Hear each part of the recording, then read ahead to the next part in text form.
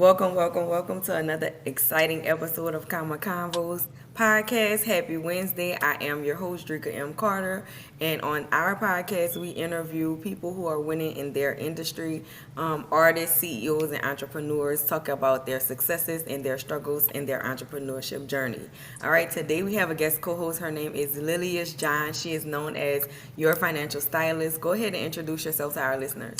All right. So, hello, everyone. And Dricka, thank you so much for having me. My name is Lilias John, your financial stylist. I teach personal finance from a biblical perspective so you can learn to manage your money God's way. I love it. I love it. So, Lilias is here to talk about her own journey and also the importance of faith and finance and why so many entrepreneurs quit too soon before they've even seen the full fruits of their efforts, right? Or the fruits of their labor. So, Yeah. go ahead and I'm excited. So, if you are a business owner who's ready to take control of your financial destiny. You are looking for insights in how faith and finances intersect with each other. So, this is an exciting episode to get into. Make sure you share, make sure you let your friends and your peers know about this episode. They can watch it on YouTube, Facebook, LinkedIn, or listen on their favorite podcast platforms such as Apple, iHeartRadio, or Spotify. Go ahead and let's get into the first. Well, talk about you first of all. Like, how did you get hmm into this space, right? Like, Yeah. did you come from a corporate world? Do you still work a 9 to 5? How did you get into being your financial stylist? I love the name, girl, by the way. Yeah. Thank you. Thank you. Thank you. So, actually, one of my clients gave me that name a Hmm. long time ago. And they were like, you like fashion and style, but you teach people about money. You're kind of like a financial stylist. And I was like, you know what? I like it. Let's keep it. So my background is actually in real estate. I've been in the real estate industry for 20 years. Okay. Um, I started as a property manager. I worked for a developer in New York City, which is where I'm originally from, born and raised, Brooklyn, in the house. In the house, I Um, see you. yes. And after just working on different development projects for like 3 years, I went to grad school. I got my master's in real estate development. And then I started doing consulting, like real estate consulting, Okay. for Fortune 500 companies that wanted to build out new office space. And so I ended up, or hotel space. So I ended up doing like, I built out the space that Converse now has as their design studio in Manhattan in the Flatiron District. I did 2 hotel projects in Boston, one for the W and one for the West End. I did a ballroom project. I did some guest rooms. So I spent a lot of the time just like in project management consulting. Then I went into institutional real estate. So I started working for a university in New York that was expanding. And that's how I got started in really teaching financial education. I had already personally dealt with my own financial stuff, right? Like I blew As we six, all do. right? That's how we get here. I blew $60,000 of an inheritance when I was 19 and felt like it was $1 million. Like I felt Right. like I had done the most terrible thing in the world. And in the process of like figuring out how to rebuild that money, I'm like, I have to rebuild it. Like I can't just let it go to naught. I spent a lot of it on sneakers and bottles and just foolishness. Hmm. Um, and I had cleaned up my own financial life and was like helping my family and friends, but I definitely did not have like a business where I was helping anybody else. So when I started working for this university, I would go to like their public meetings, like their community meetings, their council meetings, and everybody hated that university. What? They were expanding into a predominantly black and brown community, and people were upset. They're like, this is gentrification. The prices are going to go up. We're going to get displaced. And my kid will never get into your university because I live in the projects. Hmm. And I was like, man, like if they knew and understood like how financial literacy could help free them from feeling like the victim Hmm. and put things in place for themselves where they could make different decisions, they could team up with everybody in their building and probably buy the building, before it gets snatched from under them if they're so if this is what their concern is. So I was working for the university by day, being a part of the problem, right? And on the weekends, I started teaching financial literacy in secret to the community. Nice. Yeah, and so I was doing it under a pseudonym, under a pen name, because I'm like, my name is already affiliated with the project. They've seen me. If I teach in my real name, they're not going to trust me. They're not gonna come. And so I did that for like 6, 7 years. I was teaching secretly under a different name. Right. um, just so that people would come and they would hear. And it wasn't as a business. It was just me, like, off the strength of the community. Like, this is what I want to do. I want to help as many people as possible. So people came from that neighborhood. I did a 10-month program with them. They would come once a month for 4 hours. And by the end of that, I mean, there were people who got out of debt. There were people who saved money for the first time, people who invested for the first time. And by the end, none of them were worried about what the university was doing. Right. They were like, I'm moving to Jersey, or I'm moving upstate New York. One of my clients bought a co-op upstate. Like, they weren't worried about it anymore. And so I just started teaching any place that would let me come in and teach. Alternative high schools, foster care, the Department of Probation, Boys and Girls Club, anywhere that would let me, I would go in and teach. And I did it for free. Like, I just want to serve. So that's how I got started. That's amazing. That's really, really amazing. So, like typically for entrepreneurs, faith and foundation, faith is the foundational part of, their lives, but that's on the personal side, right? How did you manage to integrate those two together? And what advice would you give anybody trying to make that pivot of like putting your personal faith and mixing it with your business and Yeah. also your purpose of finances? So at that time, back when I first started, it was not faith and finance. I was just teaching pure financial education. It was this year, 2024, that I started mixing faith and finance together. And I've realized, you grow and you're like, wait a minute. Everything that I teach about personal finance can be traced back to a Bible principle. Yes. What if this year I start to bring that out and tell people, listen, budgeting is biblical. Investing is biblical. Diversifying your investments is biblical. Saving is biblical. Yes, Being it a is. good manager over your money is biblical. Like, A good everything, steward, yes. yeah, everything I've ever taught traces back to a Bible principle. I want to highlight that. So I just kind of tested it out. I started in January saying, you know what, every Sunday I'm going to share a financial principle and the biblical principle it traces back to. And I did that every Sunday for 3 months, and they did terrible. I mean, it was awful. I could post something during the week and it would go to like 10,000, 20,000, 30,000. I would post about a Bible principle on Sunday and it would go to like 6 people. And I went to the Lord and I said, you know what, Lord, I've been doing this for 3 months. I really feel like this is what you want me to share. I think you want me to point people to the fact that everything they think they know about money really stems from you. And I said, if this is what you want me to do, Lord, I need some people to come along and like it. Like, cause Support this, me. cause Let this me is know I messing have up a my child. algorithm, Lord. Like, this is messing up my algorithm on Sundays. And I did that one like the first week of April. And I posted something and it was super simple. It was just like how knowing what the Bible says about money will change your perspective. And it went viral. It went viral and like 2 million people viral.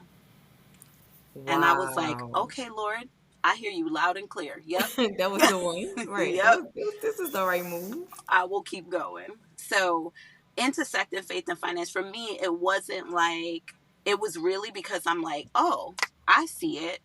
If I see it, I'd like to point it out to somebody else, and I just kind of did it. No, but for me, faith has been an integral part of my life for a lot of years anyway.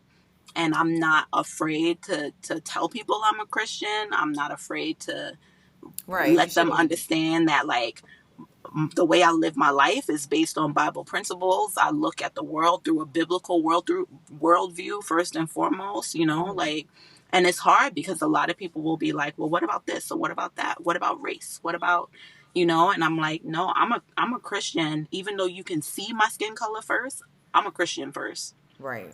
Then everything else follows. So I just did it. I mean, kind of just took the leap and it has worked. So, like, what tips would you give somebody that has done something similar to you, or fallen on hard times, or fallen on hardships, and they need to start back budgeting, saving, investing, or if they got like your story, similarly, they had an inheritance, and they blew Hmm. through it at a young age, or they didn't value it, or they didn't understand money management. What tips would you give them Hmm. typically?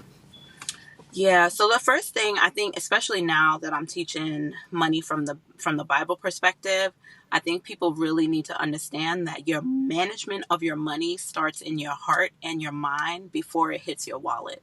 So if you haven't conquered what you believe about money, what you think the purpose of money is, how you're supposed to use money. If you haven't conquered that, it doesn't matter how much money is in your wallet, you are not going to be able to manage it well. Right? Mm-hmm. So you've got to understand money is a tool, you know? It's a resource that we can use. And I taught that for years, and then you realize like, oh wait, that's what God said too. Like, hold on. It's a tool. It's not supposed to define you. It doesn't make you who you are. Mm-hmm. Having more doesn't make you greater. You realize like, what do I want this tool to do for me and for others? You know? And then it comes down to discipline. A lot of people don't have the discipline when it comes to their money. So they don't have the right thoughts about it, but they also don't have the discipline. And sometimes it's because of things like like their financial history, meaning like, what did they see their parents do with money? Did was money talked about at home? Right. Did they see people make bad decisions With and money. with Live money, paycheck to and then paycheck. yeah, and then just kind of like sweep it under the rug, like that's how Mm-hmm. everybody lives. Mm-hmm. Like they make these assumptions that make them believe they can't do any better. So the first thing they need to understand is you can do better with money. Every one of us can do better with money. Even those of us who teach money for a living, we're not immune to mistakes. We're Mm-hmm. not immune to having a bad financial decision that you're like, man, the consequences of that are going to bite Right. me in the butt, you know? But they've got to start with forgiving themselves. That's first and foremost, because a lot of people have a lot of shame about money decisions or money Mm-hmm. in general, right? Or And even talking about money. it's both sides. There are people who Mm-hmm. have shame who don't have money, and there are people who Don't carry have money. shame who do have money, I and was they just about to feel say like that. they Yeah. don't they shouldn't have money. Like, and that is not biblical. Like, that's one of the number one things I like to address. Like, especially Christians, especially Black Christians, we are led to believe that money is not good, that if Money we is the root of all evil. right, but that's not actually what the Bible It's not what it says, says. right? It says the love of Love of money. money. Mm-hmm. That's right. It's the love of money that's the root to all evil. So there's a lot that we just have to like throw away Unpaid. and Mm-hmm. start Unlearn to over. relearn. Unlearn to relearn, for sure. Such valuable insights. Thank you so much. Yeah. Those who have already made those types of mistakes, and you gave them some practical steps, get disciplined, ask for help. Like, we have people that Mm-hmm. help you. Look at your financial stylist. She's here to teach you and coach you on money management and budgeting Mm-hmm. and investing. Even if in the past you've made certain mistakes that have led you to, fall back into old habits, right? Living Yeah. paycheck to paycheck, working two jobs, being not profitable in your business. All of those things can certainly trigger money traumas, right? And a lot of Yeah. times, Yeah. like you said, for adults, that money trauma transfers down to the kids, whether it's Mm-hmm. bad spending habits or going through bankruptcy or credit card debt or gambling or whatever the case may be, right? Paying silly APR rates on stuff like Mm-hmm. Klarna or Afterpay. Yeah. Yep. right? Like Yep. do you really need that if you need to Mhm. pay Afterpay? Or do you really need that if you need to pay Klarna, right? Look at those back end rates, read those the fine prints. And a lot of times we Mhm. just look for that instant gratification and put the buyer's remorse to the back end versus Mhm. saying, you know what, I need to think about the five rule. Is it going to matter Mhm. in 5 months, 5 minutes, 5 years? Like, is it going to matter? Am I going to pick it up? I look at everything when I'm trying to purchase something like Christmas, right? And you know how you Mhm. have little kids for Christmas. And I'm saying this because Christmas is coming up, right? Yep. And a lot of times Mhm. money stress comes around the holiday times, even if you do have money. Because now it's Yes. like, okay, if I have money, my circle has money, what am I to buy somebody that has everything or access Yeah. to everything, right? So it's Mhm. still money, transparent. Being transparent, there's money issues and stress on every level. Mhm. But what I was saying is, when it's Christmas time, parents typically say, okay, well, I want to get everything on my child's Christmas list. Whereas when the child opens those Christmas gifts, there's going to be probably one to two significant things that they're going to Mhm. continuously play with, or that's going to matter in 5 minutes, 5 days, 5 weeks, 5 months, 5 years from now, right? So Yep. think about that. Are you throwing money away on Christmas gifts just to say I got my kid a bunch of things, or are you thinking about their future and investing and planning and setting up 529 plans for them to go to college, or setting up a LLC and getting a business going, adding them to Mhm. their credit cards and getting them some credit established before they make 18, right? Setting up personal savings and checking accounts or CD accounts for them that are going to gain interest or things of that nature. Like, what are you doing versus letting them unwrap a gift, Yeah, right? and the biggest thing for this year, I'm doing a savings challenge with my community so that they can survive Christmas 2024 debt free, because right now there are Okay. people who are still paying off holiday debt from 2023. There was an article about that today on CSNBC. So, um people need to know, like, that is a people go into debt for the holidays, and They you do. don't need to. You One don't of the need things I to. do typically for the holidays, well, throughout the year to plan for the holidays, is I do a Christmas club account. Most Mhm. credit unions have Christmas club accounts. So, I mean, that significantly has changed how much I spend and Yep. also how I look at Christmas gifts. Because I used to like literally write down everybody's names and Mhm. their kids, and like, even if it's something small, a little trinket that they got, right? Mhm. I had everybody. We had to purchase the whole family some gifts and stuff, right? Mhm. And I got a lot of nieces and nephews. I got a lot of cousins. It's just me and my brother, but we're both married. All have Mhm. kids, right? And then I have two brother-in-laws, their Yeah. wives, their Mhm. kids, my Mhm. mother-in-law.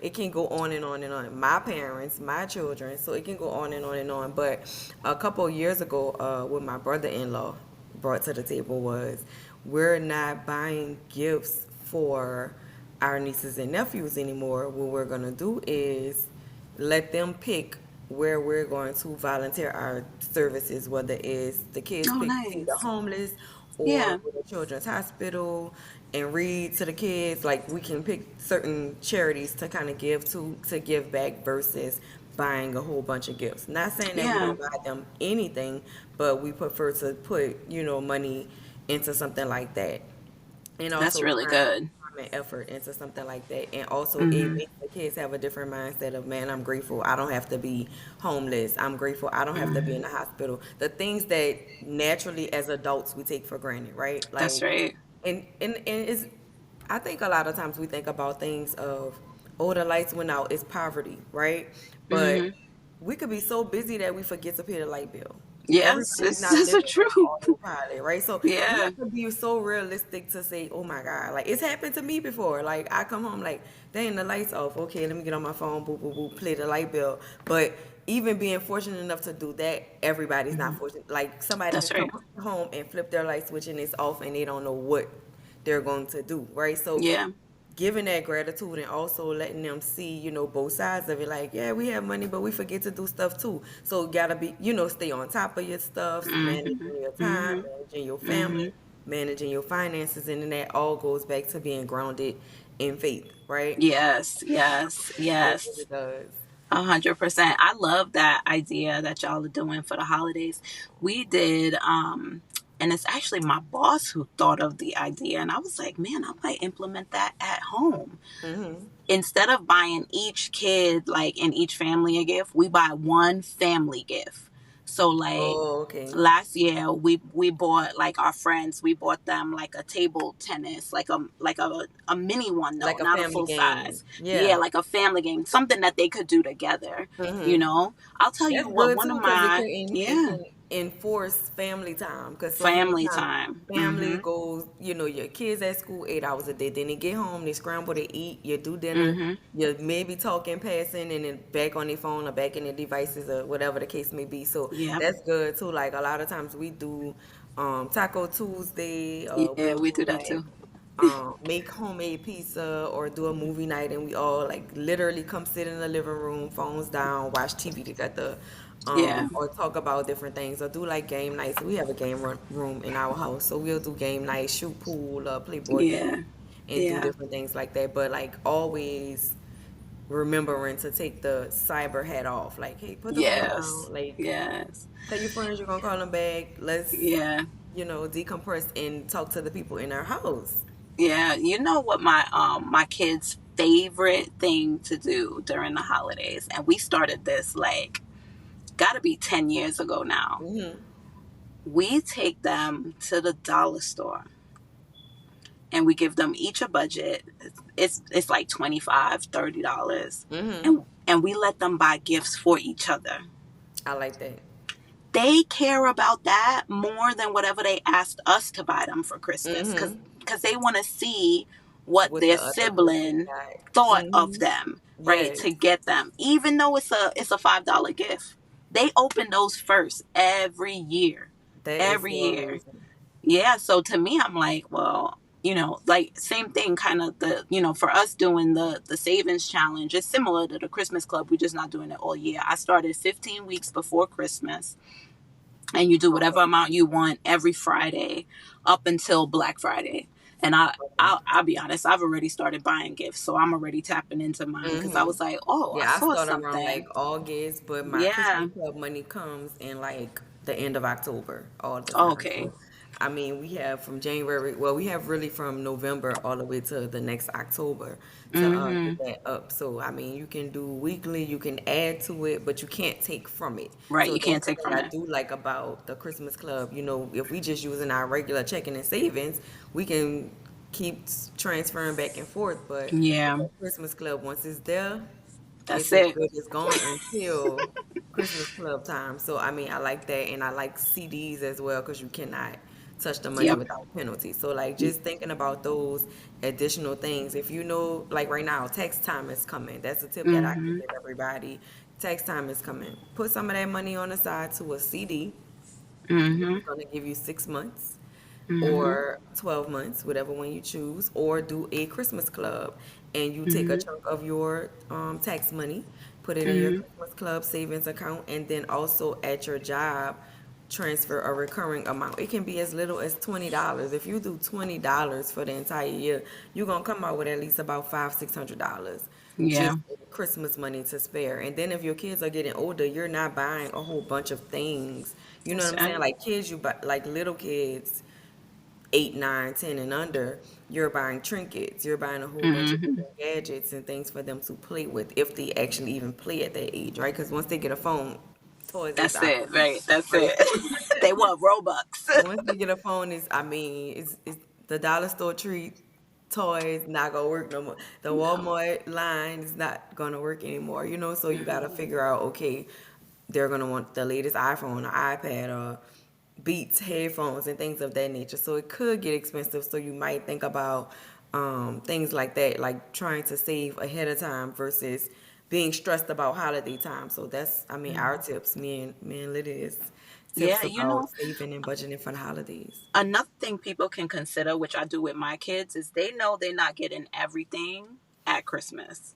So we also give them gifts at the end of the school year. Mm-hmm. So there might be something that they know they really, really want for Christmas, but there might be something else that they're working to earn at the end of the school year. So that's another way that parents could break it up too. It's kind of like you give yourself 2 Christmases, or you Yes. cut Christmas in half, and they seem to like that. They seem to like that too. Yeah, because now they're not waiting all year, you know? Mm-hmm. I like that. Yeah. Okay, so quick question. One of the things you talked about, or well, one of the things you're passionate about is helping entrepreneurs create sustainable revenue plans. What are Mm-hmm. some warning signs that someone may be about to quit too soon, or what can they do to prevent getting burnt out and quitting too soon? Yeah, so I'll just share my personal experience. I quit my job with no revenue plan. I was like, oh, I have this business now. So I went 7 years of not having a business, just helping people off the strength, want to serve. 2014, I was like, okay, I'm going to make this a business now, and this is going to be great. And I quit in 2015. And I was like, oh, wait, Wait, I don't have. Wait, it's just the me. it doesn't, the money just don't roll in because I've made the announcement that I'm open for business. What? you Mm-hmm. know um and I saved 100,000 before I quit. I was like, that I need, like, this is the number I need. So I Okay, think one of the boom. So how did you save 100,000? Because that's gonna be okay, like somebody is listening, like you saved 100,000. I can't all even right, get so to i'm gonna tell you 1,000. i'm gonna tell you how that happened. There used to be, in like 2012, 2013, there was this thing called the $1 a week savings challenge, right? Mm-hmm. And they were like, save $1 a week based on the week it is, and then you'll save $1,300 by the end of the year. And I was like, this is crap. Right Mm-hmm. now, I know the person who started the challenge. It is no shade to her, but I'm like, we can do better. So Mm-hmm. I picked an arbitrary number. I said, I'm gonna save $1,000 a month. I had no idea how I was gonna save the $1,000, but I Because was like, now you're this an is what I'm gonna entrepreneur. do. Oh, well, you still was working at that time, right? I was Okay, still working so at that time. So okay. I'm like, I'm gonna save $1,000 a month, and I'm gonna use it when I get to this $100,000. I'm gonna quit my job. So I started it maybe like two or 3 years before. I had to make changes in my life in order to save the $1,000. Talk about it. Yes. Right? So I had to downsize my living. And I was married. I went to my husband and was like, we should move somewhere else. Our rent is about to go up, and we need to save that money. We don't need to give that money away. He was on board. So we moved to a smaller apartment. We had 4 kids at the time. They all of them were sharing one room, but we did it to save more money. So that Yes. saved us, I think, maybe like $500. Mm-hmm. Then we're like, dang, I got to find $500 more in order to meet this goal I set for myself. Well, Mm-hmm. we had 2 cars at the time. One car was paid off. And I'm like, the car that's paid off, let's park it up. We live in New York City. We don't both need to be driving around and wasting gas. So I parked up my car and took the insurance off of it. And the money that we saved from the insurance, we put towards the pot. All right, now we at $650. Mm-hmm. All right, I need $400 more, $350 Mm-hmm. more. How are we gonna get there? My daughter at the time, she was in private school. I'm like, yo, she's about to be 4. She could go to pre-K. Pre-K is free in New York. So we took her out of private school, Mm-hmm. $750 saved per month. So we added that to it. Now we're at $1,350. And I'm like, what else can we do? Mm-hmm. What else can we cut? I think we cut cable. I We quit were cable like, too. we gonna find it. And by the time we turned around, we weren't saving $1,000 a month. We were saving 2,000. And so we took the 2,000, instead of putting it in a savings account or a high yield savings, we put it straight into the stock market. Now that's not necessarily something I would recommend somebody do today, Right. but we did it and it worked, right? So we saved $2,000 a month for 36 months. We ended up putting about $48,000 cash into the market, but our investments were bringing back yields of 20 to 23%, which is how we were able to have 100K in 3 years. That is So that's amazing. how we did it. And when we hit the 100K, I quit. Which I would not do again, right? Because you Mm-hmm. need, one, having a number, absolutely. You need to have your quit number. Mm-hmm. What amount of money do I need to have saved that I feel comfortable and Right. ready to quit? That's one. But that's only one piece. you also have to have a plan of how you're going to make money in your Mm-hmm. business. And you Mm-hmm. have to prove that You income can make money. Mm-hmm. repeatedly before you can really quit, right? Like, some people say you should make sure that your business is making at least half of your job income before you quit, right? And then you figure out how to scale it from there. Other Mm-hmm. people say you should get you want it to make like 75% of your income before you are ready to quit. And that could take time. Mm-hmm. You know, it could take you 1 to 3 years to scale up a business to the point where it's replacing 50 to 75% of your income. But Right. you have to have a plan on that level. And you've got to figure out, like, what are the things that help my business make money on repeat? Is it that I need to spend money on ads? Is it that I need to go to more speaking engagements? Is it that, like, where are the funnels that bring you the people that bring you the income? You know, so making sure people don't quit too soon is a big one. Everybody wants to be an entrepreneur, but they don't realize the entrepreneur life is brutal. It is brutal financially if you're not It's ready. risk. I call it risky yet rewarding. That's how I feel Yeah. about it. It's risky, Yeah. but it's rewarding. Like I just was telling somebody last night, I went to a Women Leadership Academy workshop at Mhm. Loyola University, and my friend taught the class. It was on Mhm. networking, and we were just talking about like the different things we do and just making these connections. Like us, we met at FinCon, and then we started Yeah. following each other, and now we're here. But like, it's risky, right? You're going out here to these events, you're going out here, Mhm. you're networking, you're collaborating with people, you're interested in what they do, or they're interested in what you do, right? The Mhm. risk could be, are they going to deliver on Yeah. what it is that I'm looking for? Or am I, a lot of people suffer with imposter syndrome. Am I adequate Mhm. enough to be the person to tell people about money? Like, who am I to tell somebody about money just because it worked for me? Or, like you said, once you realize your business is repeatedly making enough money or your former salary, then like similar to you, my story was I didn't save 100,000. I saved like 6 months of expenses. And at the time Mhm. when I saved, I didn't have an office. So there wasn't like any overhead. I didn't have employees. I wasn't really paying myself. I just knew that I love to do taxes. I still Mhm. was doing taxes at home and all of those things. But in 2018, I was able to make the full time leap and say, by the end of 2018, I was able to be in a suite, right, going Nice. into the new season. So from staying home 7 to 8 months and like hustling and figuring it out, to go on top of what I had saved, I was able to go in and say I got a suite now. And from the suite Mhm. that season, I was able to go into a 900 square foot building that I still Nice. have to this day, right? 5, 6 years later, I still have that same building and, another building as well. But I had a Mhm. plan. Yeah. I went into it with a plan of it's just me now, but I know I can make $60,000, which was my salary at the time at the corporate job. If I could make Mhm. $60,000 on the side as a side hustle, I could replace this. So whether I quit or get fired, it doesn't matter. I still made $60,000. So if I made, Yeah. and like you said, $60,000 is a lot of money. I was in my 20s at this. Yeah. So guess what? It's a lot of money. I'm sitting pretty with $60,000, a little bit of Mhm. kids, so she don't really need much. I had a Mhm. husband, like I was straight. Like I got $60,000. I'm not worrying about what y'all talking about. Right? You could get sporty if you got 60K. Like, Yep, for but real. that was like my story of like leaving a job and really saying, okay, I don't have a plan B. What am I gonna do? So I cooked plates. I opened a restaurant. I did a whole bunch of things Girl, what? of like transitioning out of corporate. I did a bunch of things, Yeah. and then I retracted from certain things that I no longer wanted to do, no matter if the money was there or not.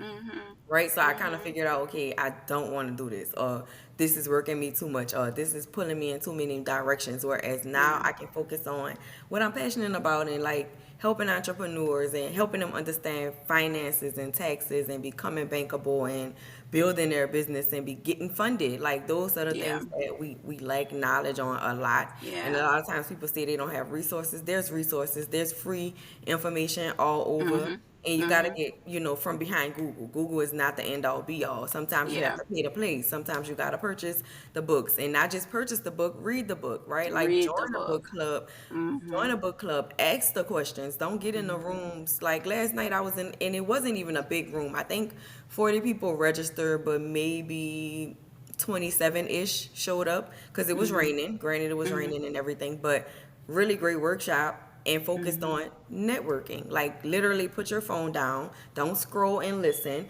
don't try to multitask, talk to the person next to you, go to another table, like literally telling you step by step how to network, which I Yeah. mean, I know how to network. Of course, we go to networking events and I host events all the time. So I know how to, work the room and be sociable. But as a new business owner, It's people a shy different away ball from that, game. or Yeah. they know how to navigate. And one of the things that stuck out is basically they know how to navigate in the corporate space, but not when they have to show up for themselves. It's like, Yes, and we that's talked true. about it in the group message too, like Yeah. showing up as yourself and for yourself and representing your company is a Yeah. different thing from just showing up with a badge on for it and then pull all your, For and you just yeah, gotta for listen to somebody. some Yeah. stuff, right? You gotta just Mm-hmm. listen to some stuff, maybe talk to a coworker about it later. It doesn't Mm-hmm. probably even affect you. You know what I'm Mm-hmm. saying? Yep. Or your day-to-day work, but you showing up at a networking space for your business and for your brand or your personal brand that you're trying to build Mm-hmm. makes It's a all the whole different difference. ball game. It does. Hmm. And you're usually, when you go into those spaces on behalf of your corporate job, you're showing up with the messaging that they've already given you. Someone else has already done the work to figure Yep. out what the right messaging is that you need to communicate in your business. You're figuring that out as you go. Like everybody doesn't have, you're going to revise that business plan so many times. Yes. That As marketing you, but plan you so should many though. times. You really Yeah. should. It's a living, growing document. Yeah, until you figure out like uh what works, and you're like, all right, this is the method we're using, this is the message. I love, even so, Elena from the Organized Money, like she Mm-hmm. talks about exactly what you were just talking about, like how there are phases of entrepreneurship, right? Like everybody doesn't just leave cold and jump. Mm-hmm. Some people side hustle while they're figuring out their job. Some people are working part-time. Some people are freelancing, Yep. before you. Some people go to make the leap cold like I did. But, for everybody, it's not a one, entrepreneurship is not a one solution thing, right? You've got to figure out how to make it work for you. And then you got to figure out what kind of entrepreneur you want to You be, want to be, oh yeah, right? that's good. Do you want to be the lifestyle entrepreneur where you're like, I'm doing this so that I can replace my income, not have to get up and go to anybody's office if I don't want to, Mm-hmm. feed my family, pay all my bills, and take a few vacations? Like, what's your definition of entrepreneurship? Or are you trying to build a corporation? Because they're two different people and Right. requires two different type of skills, like, because then you end up managing people, and you almost end up creating a job for yourself. Mm-hmm. So you got to decide, do you want to own a job? Do you want to own a business? Do you want it to be a business that you don't have to participate in? Mm, you yeah. know That's where I'm at right now. yeah. Yeah, but I'm sure, like, so you've grown a lot over the A lot. last couple of years. So how many Hmm. people do the same thing that you're doing? Because you've duplicated yourself in your So I business. have on staff at my accounting firm, I have 18 people. Yeah, girl. And then I have on staff at my tax brokerage, it's me and three others. Hmm. And so, of course, me and my husband manage that, and then Hmm. everything else is managed by systems, and then our personal assistants kind of dabble across the different industries that we're in. Hmm. But like just managing me and my thoughts and the things that I come up with on a daily basis, I know they like, ma'am, ma'am. And they like, I'm sending them stuff like, hey, I gotta go here. Make sure you put this on my calendar. Make sure you remind me of this. And I'm trying to show up for people, and then still, and it's the end of the year. So like typically at the Yeah. end of the year, they're used to being slow at the end of the year. Hmm. But what happened was I took off like kinda in Q3, and so it's Hmm. like I came into Q4, and they're like, Miss Dricka, we normally like we chilling right now going into, and I'm like, nope, we up and at it. We got a meeting. I'm literally about to get off here, off this podcast, and do a meeting with my team as well. So it's like Yeah. the wheels turning. We got a new location, and other things going on as well. But that's real talk. So many people Yeah. like throw in the towel and quit sooner than they Mm. think to success. And I don't want to hold you too long. I know you have another engagement as well, but we like to play a quick game here Okay. at Comma Convos podcast. And what we're gonna do is called this or that. I'll give you two options related to faith and finance, and Okay. you'll tell us which resonates with you more. All right? Okay. You Okay. only can choose one. Oh gosh. You Okay. can only choose one. All right? It's really quick, so you gotta be like, Okay. all right, you ready? Yes. Giving back or saving up? Giving back. Tithing consistently or emergency fund? Tithing consistently. Faith-based budgeting or traditional budgeting? Faith-based budgeting. Investing in education or starting a business? Investing in education. Oh, that's big. Taking a Yeah. leap of faith or planning out every detail? Ooh, leap of faith for the win.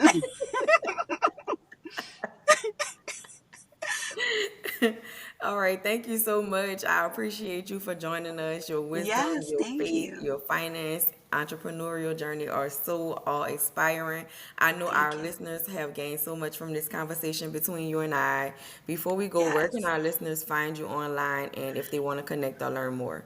Yes, so you can find me on Instagram at Your Financial Stylist. That's my main platform. I am on TikTok and Facebook too, but I spend my time on Instagram. I answer questions there. I go live every Monday to answer your money questions. I call it Your Money Mondays, I where like people can come that. in, I yeah, do and they Monday can, Mondays on the radio too. That's crazy. yeah, so they can ask anything they want to know about faith, finance, credit, any financial topic, real estate too. But that's my main place. And then you can also go to my website, yourfinancialstylist.com. Perfect. Thank you so much, Yes, Lilias. And thank to you. all our listeners, make sure you subscribe, share this episode, and keep Comma Convos rolling. Keep the convos going up. Yes. Catch y'all next time. As always, happy Wednesday, and I want to see you winning and wealthy. Woohoo. That was awesome. It really was. Okay, so stop.